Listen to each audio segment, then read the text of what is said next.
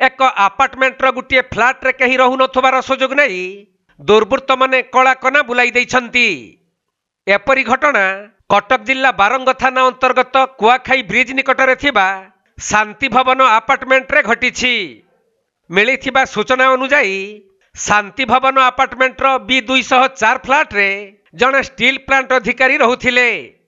तबे तांको फ्लाट रे कहीं रहु नथबार सुजोग नहीं दुर्बृत्त माने घर कबाटर हुक कुताड़ी भितरे पशिथिले। आउ घर भितरे थिबा प्राय 21 लाख टंकार सोना गहना लुटि नैथिबा सूचना मिलिछि। पर खबर पाई घटनास्थल रे बारंग पुलिस और साइंटिफिक टीम पहुंची छानभिन करने सहित अधिक तदंत करुछंती।